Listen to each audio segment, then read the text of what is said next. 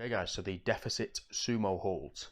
Now this is one of my favorite exercises for replicating a natural stone hold or an Atlas stone hold position, as we would do within the sport of strongman. But obviously if you don't have access to that equipment, this works as a suitable alternative. Now, again, with this, you're going to need a lifting strap of some kind, and there are two different ways of doing it. The first way, just use your foot position and trap the strap underneath your heel. And the second way, as you'll see later on in the video, you can actually trap it under two wooden blocks or steps, whatever it is that you can use to create that deficit. Now, when we refer to deficit, we typically mean raising the body slightly higher so that we lengthen the range of motion. However, within this particular movement, okay, anything past typical barbell height is enough. So the barbell is typically a few inches off the ground, as you would see if you've ever used one.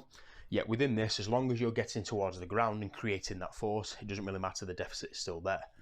Now, with this, the main focus is to generate internal torque to create stability in a stretched position. So what do I mean by that? Well, basically, when we take a joint into a stretched position, we typically lose a little bit of stability. However, that's more from an external torque standpoint, which is something we're more familiar with doing.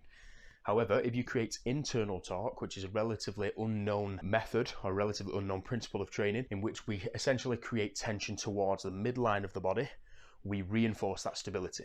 Classic example of this is to look at gymnasts. Okay, so gymnasts are known for taking themselves into extreme ranges of motion. However, one of the first principal movements that a gymnast has to learn and master is a hollow hold or a vacuum.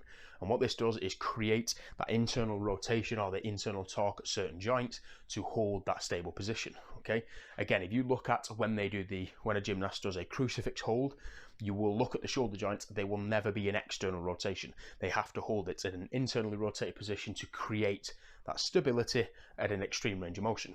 And this deficit sumo hold is no different. What you're going to be doing is placing the strap underneath your heel, okay? And this time we want the strap to be running towards the inside of our foot. Now, what you're going to do is hinge at the hips, okay, and take your hands down towards the ground. Now, the range of motion that you work within is obviously predicated on your flexibility, but you're going to be holding the strap nice and low, okay, feet about hip to shoulder width apart. You're going to pull the strap inwards slightly, so you're going to create, as you can see in the video, create that bit of internal torque. Imagine drawing it towards the midline, and then you're going to drive through your heels and essentially try and stand up.